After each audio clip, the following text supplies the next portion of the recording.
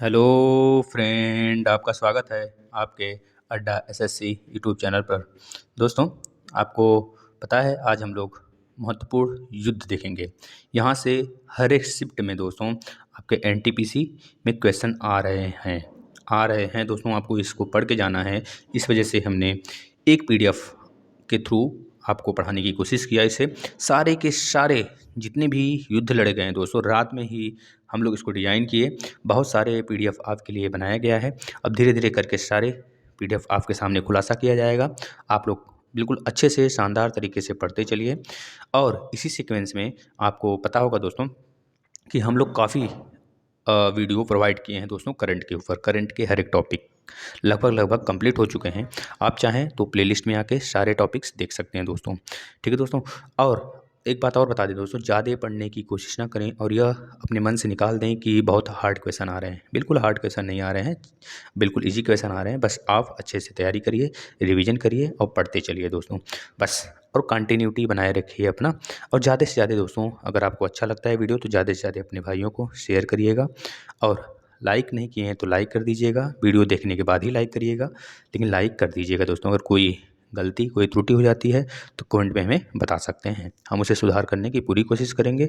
अगर इसकी पीडीएफ चाहिए तो डिस्क्रिप्शन में इसी नीचे आप आएंगे, डिस्क्रिप्शन में आपको मिल जाएगा आपका टेलीग्राम ज्वाइन करिए और सारे पीडीएफ आप फ्री में बिल्कुल डाउनलोड कर सकते हैं। तो चलिए फटाफट हम लोग कर लेते हैं महत्वपूर्ण युद्ध दोस्तों।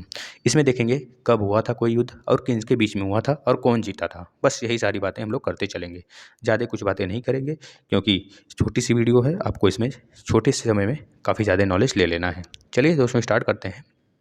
देखिए, पहला क्वेश्चन है दोस्तों आपका। इसमें देख रहे हैं आप कि हाइडेस पीस की युद्ध, जिसे आपको पता है दोस्तों झेलम नदी पे लड़ा गया था। झेलम नदी मतलब कि उसका पुराना नाम क्या है? वितस्ता। पुराना नाम वितस्ता, ओल्ड नेम में वितस्ता के नाम से जानते हैं हम लोग झेलम नदी को। झेलम नदी दोस्तों कहाँ पे पड़ता है तो आपको पता होना चाहिए। झेलम नदी जम्मू कश्मीर में पड़ता है। वह सीक्वेंस में हमारी कौन सी सारी नदियाँ हैं जो पाकिस्तान में जाती हैं, जो हमारा जल समझौता भी हुआ है 1960 में। भारत पाकिस्तान जल समझौता आपको पता होगा 1960 में हुआ था। 1960 में दोस्तों, जिसमें से कि हमको 20% पानी कुछ और उसको 80% इसी तरह कुछ किया गया। जैसे कि पहला सबसे ऊपर सिंधु नदी है, फिर सिंधु के बाद आपका क्या कौन सा जाता है? सिंधु, झेलम, रावी, व्यास, सतलज। यही है ना? सिंधु, झेलम, चिनाब। सिंधु, झेलम, चिनाब, रावी, व्यास, सतलज, यही है। ऊपर की 3 नदियों का पानी केवल भारत 20% यूज करता है, बाकी 80% पाकिस्तान यूज करता है। उसी तरह नीचे का 80% हम यूज करते हैं और 20% पाकिस्तान यूज करता है। ठीक है दोस्तों, तो ये सब सारी बातें आप तो जानते होंगे। चलिए पहली लड़ाई देख लेते हैं कब हुआ था तो बता देंगे। जो सिकंदर और राजा पोरस के बीच हुआ था झेलम नदी पर दोस्तों, हाइडर स्पीच के युद्ध के नाम से जानते हैं, बैटल ऑफ हाइडर स्पीच, जो कि 326 ईसा पूर्व में लड़ा गया था। किसके बीच था? सिकंदर और राजा पोरस के बीच में हुआ था दोस्तों। पंजाब के राजा पोरस थे, बहुत ही अच्छे हिंदू शासक थे दोस्तों। और बाद में कह लीजिए कि कहा जाता है कि इनसे डर कर या फिर इनसे खौफ खाकर बाद में बराबरी का लड़ाई हो जाता है, लेकिन कहा जाता है ऐसा कुछ। लेकिन अगर रियल आप हिस्ट्री पढ़ेंगे हिस्ट्री के बुक में तो उसमें लिखा होगा सिकंदर जीत जाता है। तो हम लोग यही मानेंगे सिकंदर जीतता है, राजा पोरस की हार हो जाती है। नेक्स्ट दोस्तों, कलिंग का युद्ध आपको पता है। इसी समय जो अशोक थे उनका हृदय परिवर्तन हुआ था युद्ध रक्तपात को देख के। तो कलिंग के युद्ध दोस्तों 261 ईसा पूर्व में लड़ा गया था। किसके बीच था? सम्राट अशोक और कलिंग जो उड़ीसा में पड़ता है उन मतलब कि वहाँ पे बहुत सारे राजा थे दोस्तों। कलिंग के विरुद्ध यह लड़ा गया था क्योंकि जो अशोक था उसको कलिंग का एक क्षेत्र चाहिए था, क्योंकि वहाँ बहुत सारे पोर्ट हैं, वो नदी के बिल्कुल तट पे है। तो उस एरिया को अशोक हड़पना चाहता था। यही सोचता था कि हम जब पूरे भारत में राज कर रहे हैं तो यह कलिंग अकेला क्या कर रहा है, तो उसको हड़प लेता है बाद में वो लड़ाई वड़ाई करके। लेकिन बाद में लास्ट में 261 में ये बहुत ज़्यादा रक्तपात होता है, उसको देख कर यह मतलब इसका हृदय परिवर्तन होता है, ये बौद्ध धर्म धारण कर लेता है दोस्तों। ठीक है, कुमारगुप्त इसके गुरु होते हैं। चलिए इसमें अशोक जीतता है और कलिंग के राजाओं की हार हो जाती है।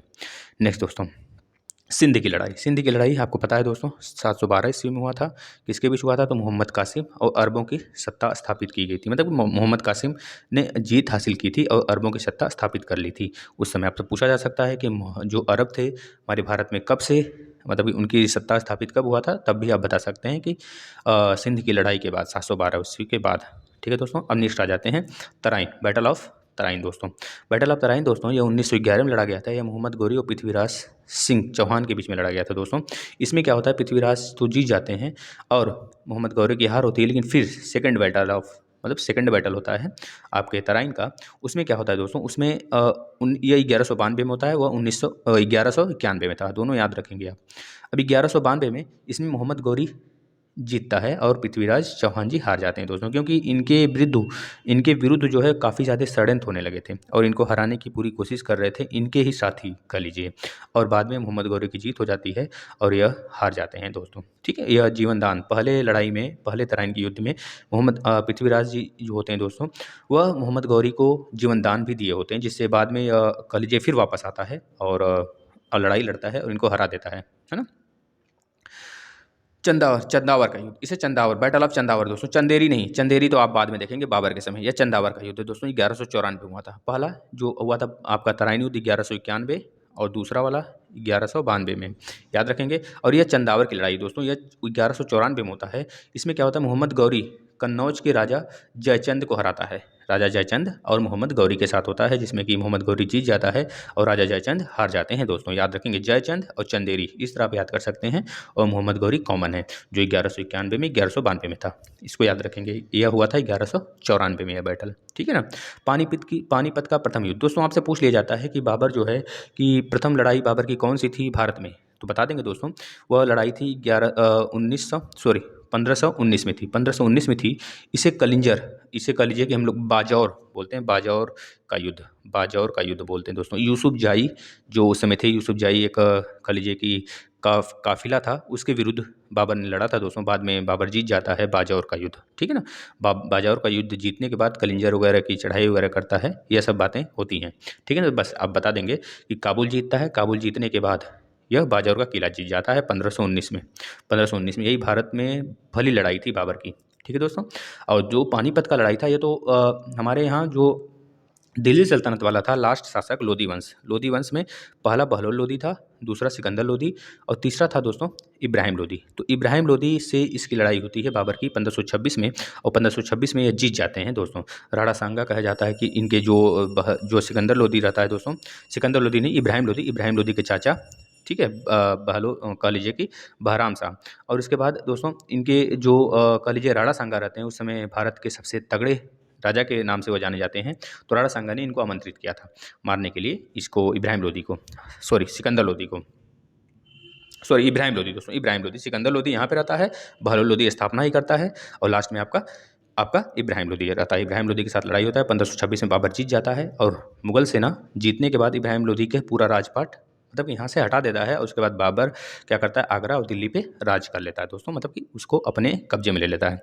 इसके बाद खानवा की लड़ाई होती है सेकंड बार, जो राणा सांगा दूसरी बार, मतलब पहली बार में इसको आमंत्रित किया था बाबर को भारत पे लड़ाई करने के लिए। यही बाद में क्या होता है, मतलब बाबर इन्हीं के विरुद्ध लड़ाई छेड़ देते हैं कि भैया तुम क्या किए कि पहले हमको तो बुलाए और उसके बाद हमारा साथ भी नहीं दिए तुम, और मतलब कि कह लीजिए हमारे तरफ से लड़े भी नहीं। इस वजह से बाबर गुस्सा हो जाता है और इनके विरुद्ध लड़ाई छेड़ देता है 1527 में।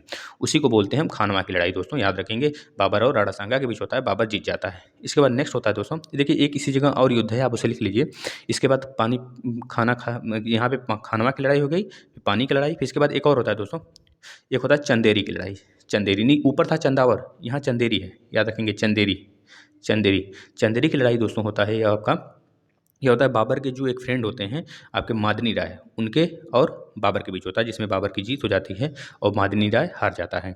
नेक्स्ट घाघरा का युद्ध दोस्तों अफगानों के विरुद्ध होता है। इसमें आपका शेरशाह सूरी भी होता है दोस्तों अफगानों के विरुद्ध। देखिए शेरशाह सूरी जो है कि जो आपका चंदेरी की लड़ाई होती है दोस्तों, चंदेरी बाबर और आपके मादनी राय के बीच में, उसमें तो चंदेरी की लड़ाई में दोस्तों बाबर का सहयोग देता है आपका शेरशाह सूरी, जिसको जो हुमायूं को मार के भगाया था, है ना।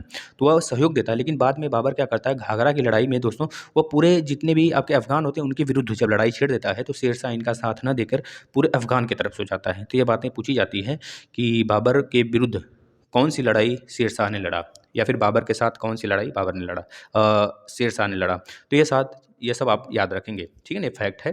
तो याद रखेंगे घाघरा की लड़ाई 1529 में होता है, बाबर की जीत होती है, और जितने भी अफगान शासक होते हैं उनकी हार, जिसमें कि बंगाल और बिहार, पंजाब, यह सब मिल के आ जाते हैं, तो वो हार जाता है बाद में, मतलब कि सारे अफगान हारते हैं और बाबर की जीत हो जाती है।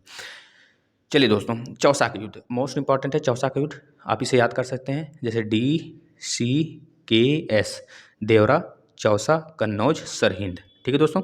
चौसा के युद्ध जो होता है ये आपका 1539 में होता है, शेरशाह सूरी की जीत होती है, और खलीजी हुमायूं की हार हो जाती है। इसके बाद जो कन्नौज की लड़ाई होती है दोस्तों, इसमें भी राजपाट मतलब बोरिया बिस्तार इनका सिमट जाता है हुमायूं का, और पूरी तरीके से इसे बिलग्राम का युद्ध भी बोलते हैं, यह 1540 में हुआ था। इसमें क्या होता है कि आपके जो खलीजी की आपके जो हुमायूं होते हैं उनका राजपाट सिमट जाता है और शेरशाह पूरी तरीके से जीत जाता है, और शेरशाह के लास्ट में जाके पता है आपको 1545 में मृत्यु हो जाती है, और 1554 के आसपास में फिर से हुमायूं आता है, वही फिर से अपना राजपाट करता है। 1 साल बाद उसकी सीढ़ियों से गिर के मृत्यु हो जाती है। ठीक है, चौसा के युद्ध आप बता देंगे, शेरशाह सूरी और हुमायूं के बीच होता है। शेरशाह जीतता है, हुमायूं हार जाता है। कन्नौज, कन्नौज को ही विलग्राम का बैटल ऑफ विलग्राम बोलते हैं दोस्तों, आपको पता होना चाहिए। ठीक है, इसमें यह 1540 को होता है, और इसमें एक बार फिर से शेरशाह सूरी हारता है और शेरशाह सूरी जीत जाता है और हुमायूं हारता है दोस्तों। फिर उसके बाद हुमायूं का मतलब कि भारत छोड़ना के लिए मजबूर हो जाता है, बिल्कुल वो छोड़ ही देता है। ठीक है, पानीपत का युद्ध। नेक्स्ट, पानीपत द्वितीय का युद्ध दोस्तों। पानीपत प्रथम युद्ध आपको पता है 1526 में, पानीपत द्वितीय युद्ध 1556 में होता है दोस्तों। यह अकबर और हेमू होता है दोस्तों, यह हिंदू शासक होता है, यह बनिया होता है, एक बनिया बहुत ही बलवान होता है दोस्तों। कह लीजिए कि इसके जो अगर इसका साथ अगर राजपूत शासक वगैरह देते दोस्तों तो यह जीत जाता, लेकिन बाद में फिर भी यह जीत ही जाता समझ लीजिए, क्योंकि इसके आंख में एक तीर लग जाती है, जिसके कारण से बाबर मतलब इसके हेमू की जितनी भी सेना होती है वो सोचती है कि इसकी मृत्यु हो गई, लेकिन बाद में इसके आंख में ही सिर्फ तीर लगा था, कह लीजिए। ठीक है, बाद में अकबर इसका कला रेत कर इसे मतलब मार देता है, और हेमू उसी जगह मर जाता है दोस्तों। इसकी मुंडियों का माला वगैरह बनवा के अपने घर पे सजाता है, बाद में इसके चाचा को मारता है, मतलब कि बहुत सारे कह लीजिए कि तबाही मचाता है। जितने भी मुगल होते हैं दोस्तों तबाही मचाने वाले ही होते हैं। ठीक है ना, अच्छे तरीके से रणनीति तरीके से तो लड़ाई करते हैं, क्योंकि इनकी रणनीति जो होती है वो काफ़ी मजबूत होती है, तभी ये बार बार जीत जाते हैं। तो याद रखेंगे सिर्फ आप इतना कि पानीपत का जो प्रथम युद्ध हुआ 1526 में, पानीपत का द्वितीय युद्ध 1556 में होता है, अकबर जीतता है, और हेमचंद जो कि एक हिंदू शासक होता है दोस्तों, ये हार जाता है। ठीक है, चलिए नेक्स्ट देख लेते हैं, तालकोट का युद्ध। ठीक है दोस्तों, तालकोट यह भी आपका अकबर के साथ ही हुआ था, अकबर के साथ हुआ था, यह भी आप बता देंगे। इसमें क्या होता है, विजयनगर साम्राज्य का अंत हो जाता है, यह अकबर के साथ हुआ था। इसमें विजयनगर साम्राज्य का उन्मूलन कर दिया जाता है, मतलब उनका अंत हो जाता है। यह 1565 में लड़ा गया था, इसमें भी अकबर जीत जाता है दोस्तों, याद रखेंगे। हल्दी घाटी का युद्ध दोस्तों, यह भी अकबर के साथ होता है। राणा सांगा बताया आपको। हल्दी घाटी कहाँ पड़ता है, हरियाणा में। हरियाणा में हल्दी घाटी आपको पता होगा दोस्तों। हरियाणा की राजस्थान, बताइए बताइए कहाँ, राजस्थान ना, राजस्थान में पड़ता है हल्दी घाटी बेटा, ये भी पूछा जा सकता है क्वेश्चन आपसे, तो राजस्थान बताएंगे, हल्दी घाटी राजस्थान में पड़ता है। हल्दी घाटी का युद्ध दोस्तों, देखिए पानीपत है वो हरियाणा में पड़ता है ना, पानीपत जो है ना वो हरियाणा में पड़ता है, लेकिन हल्दी घाटी अगर आपसे पूछा जाता है तो आप बताएंगे दोस्तों कहाँ पे, राजस्थान में। हल्दी घाटी का युद्ध दोस्तों 1576 में होता है। इसमें राणा प्रताप जी की हार होती है और अकबर की जीत हो जाती है, आपको पता होना चाहिए। ठीक है दोस्तों, इनके अगर आपसे बोला जाए इनके घोड़े का क्या नाम था तो चेतक बता देंगे, राणा प्रताप की चेतक, और इनके हाथी का क्या नाम था, राम प्रताप। राम प्रताप याद रखेंगे दोस्तों, राम प्रताप। ठीक है ना, चलिए नेक्स्ट क्वेश्चन की तरफ चलते हैं। प्लासी की युद्ध दोस्तों, आपको पता है इसी समय अंग्रेजों का शासन मतलब कह लीजिए एंट्री हो गया था हमारे भारत में, हमारे राजनीति में, कह लीजिए 1557 में दोस्तों। इस समय क्या होता है कि अंग्रेज की तरफ से क्लाइव होता है, और हमारे जो नवाब होते हैं सिराजुद्दौला दोस्तों, इनके जो कह लीजिए कि जो इनके मंत्री होते हैं, मंत्री कह लीजिए या फिर इनके सेनापति होते हैं, इनको धोखा दे देते हैं। इनको उसका नाम क्या होता है तो बता देंगे, मीर कासिम दोस्तों, वह इनको धोखा देता है। उसके बाद सेठ धन्ना सेठ भी एक होते हैं, मतलब ये लोग इनको धोखा देते हैं, और साले पोल जाके क्लाइव को बता देते हैं। क्लाइव बाद में आता है, इनको दूर ले जाके इनको मतलब कि मौत के घाट उतार देता है। तो उसी को प्लासी के युद्ध के नाम से जानते हैं। प्लासी आपका कहाँ पड़ता है, तो प्लासी आपका कहाँ पड़ता है बता दीजिए, उड़ीसा में पड़ता है। ठीक है, यह बात आपको पता होना चाहिए दोस्तों। तो सिराजुद्दौला की हार होती है, इसमें क्लाइव जीत जाता है, यह पहली विजय होती है। ठीक है ना, याद रखेंगे पहली विजय होती है, इसी समय उनकी सत्ता स्टार्ट हो जाती है। इसके बाद दोस्तों वांडीवास इसके पहले एक 1700 अच्छा इसके बाद आएगा 1764 का, जिसमें बक्सर का युद्ध हम देखेंगे।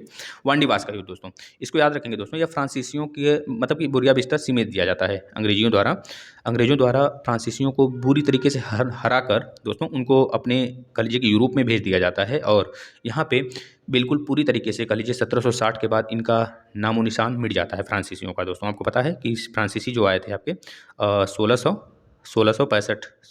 1665 के आसपास में आए थे ना, 1665 में आए थे, 1665 में आए थे, और 1667 में अपनी फैक्ट्री वगैरह लगाना स्टार्ट कर दी थी। पहली फैक्ट्री इनकी सूरत में लगी थी, ये बात आपको पता होना चाहिए।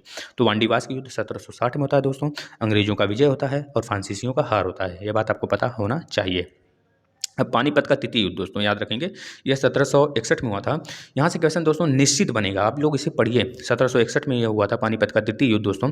इसमें अहमद शाह अब्दाली और मराठों के बीच होता है, जिसमें क्या होता है, फ्रांसीसी की हार होती है और अहमद शाह, मतलब कि कह लीजिए कि अहमद शाह अब्दाली जीतता है कि हारता है, बताइए बताइए, जीतता है कि हारता है अहमद शाह अब्दाली। ठीक है दोस्तों।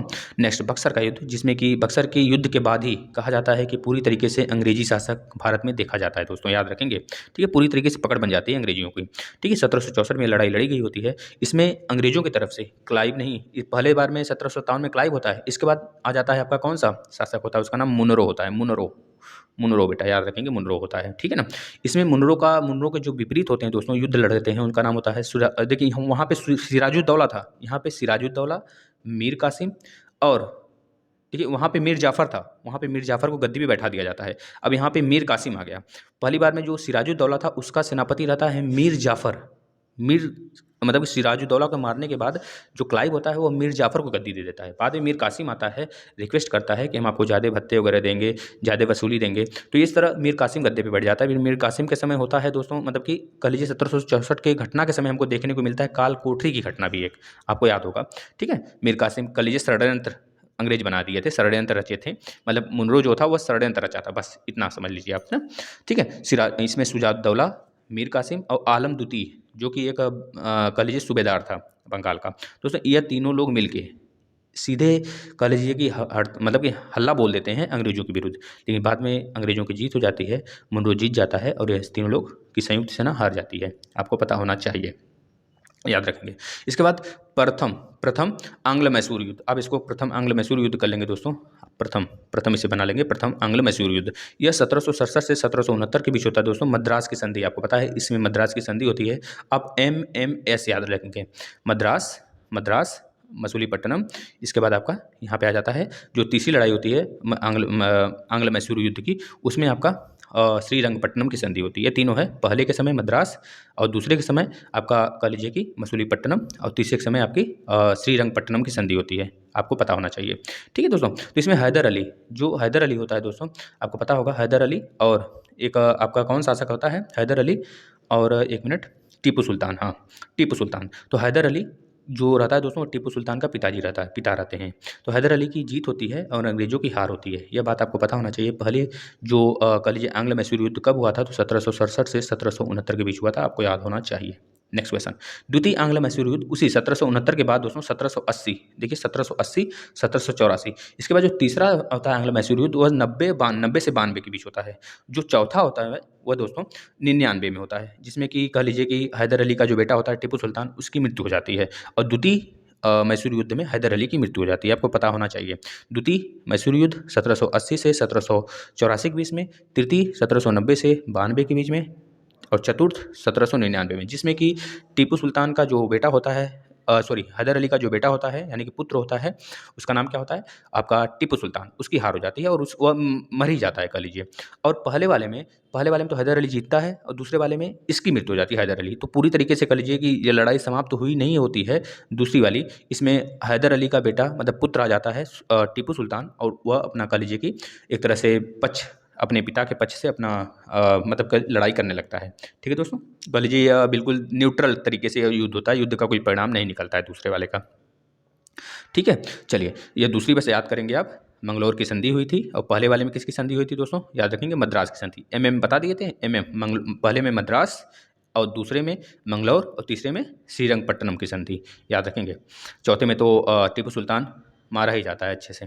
ठीक है दोस्तों। इसके बाद तीसरी आंग्ल मैसूर युद्ध 1790 से 92 के बीच श्रीरंगपट्टनम की संधि होती है। टीपू सुल्तान कह लीजिए जीत जाता है। जीतता क्या है, इस लड़ाई में हारता है दोस्तों, एक तरह से हार जाता है, क्योंकि इसके विरुद्ध मराठा वगैरह भी लड़ जाते हैं, इसके विरोध में लड़ते हैं, मतलब बहुत सारे उस समय घटनाएं होती हैं, आप देखेंगे।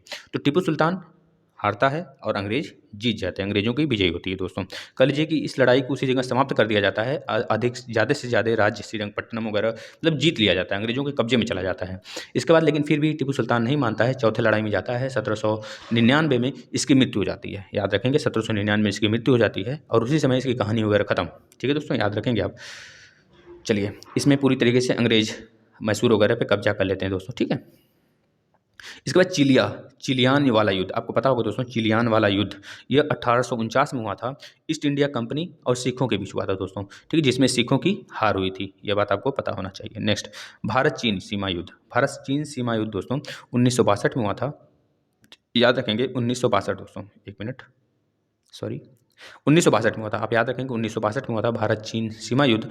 और किसके बीच हुआ था दोस्तों? वो चीनी सीमा थी, कह लीजिए। और इसी समय आपके इसके पहले ही देखने को मिलता है हम लोग को एक पंचशील समझौता, जिससे कि 1954 में हुआ था। इसके पहले देखने को मिला था पंचशील समझौता, जो कि हमारे जवाहरलाल नेहरू जी और वहाँ के चीन के जो राष्ट्रपति थे उनके बीच हुआ था दोस्तों, कि हम बॉर्डर अपना, मतलब कह लीजिए कि तिब्बत में आप नहीं आओगे, इस तरह की बातें हुई थी। लेकिन बाद में कह लीजिए तिब्बत को पूरी तरीके से हड़प लेता है, और भारत में भी घुसने का मतलब कि पूरी तरीके से इरादा उसका रहता है। उसी के कारण दोस्तों बाद में आपको देखने को मिलेगा कि राजा कह लीजिए कि इनका जवाहरलाल नेहरू जी के समय एक लाइन खींचा जाता है, एक बॉर्डर बनाया जाता है, जिसका नाम होता है मैक-मोहन लाइन दोस्तों।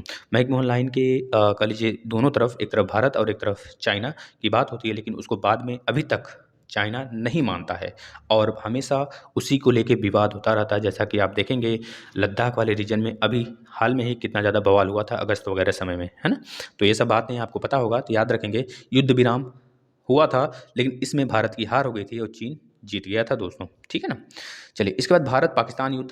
अब पाकिस्तान सोचता है कि अब चीन से लड़ के भारत तो हार ही, मतलब कि अपने कमज़ोर हो गया होगा, तब ये आ जाते हैं लड़ाई करने। लेकिन क्या होता है उस समय 1965 में दोस्तों, इनकी हार होती है।